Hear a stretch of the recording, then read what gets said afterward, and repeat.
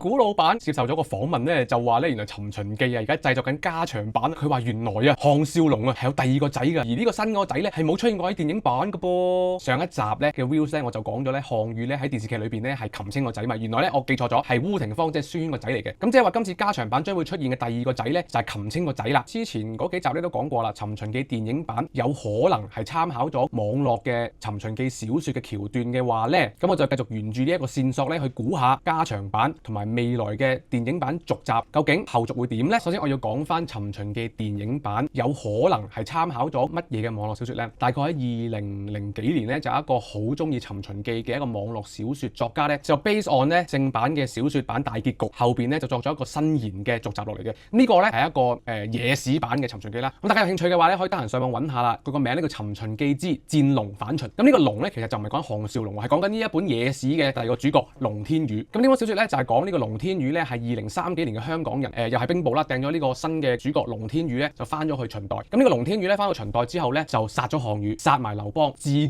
做咗劉邦，因為佢知道劉邦係未來嘅漢高祖嘛。咁啊，我覺得咧苗僑偉咧就係影射緊呢一個野史版嘅尋秦記主角龍天宇嘅。小説版就係翻咗去扮咗劉邦，創立咗漢朝。咁啊苗僑偉咧就係翻咗去意圖咧要殺咗嬴政，就自己做秦王嘅。好啦，咁如果繼續用呢一個加長版引申落去嘅話咧，咁我就不得不提咧呢個野史版嘅尋秦記，佢係作咗咧項少龍咧突然之間又生到仔嘅喎，佢生咗好多個小朋友出嚟，除咗項羽之外啦，項雲啦、項北啦、項豐啦、項南啦、項羽興。咁唔知道咧加長版嗰個擒青嘅仔會唔會用翻呢幾個名咧，定係佢自己作個新名咧？咁我就不得而知啦。咁我估呢個加長版有可能咧係古天樂項少龍咧就訓練呢兩個仔咧去成為一個武藝高強、有智有謀勇士。至於如果電影版仲有續集嘅話，會點咧？嗱，可能苗僑偉翻生，或者咧係香港有第二個人咧又翻去秦代咧就殺咗劉邦、殺埋項羽，咁啊自己做埋漢高祖，唔知會唔會咁樣啊？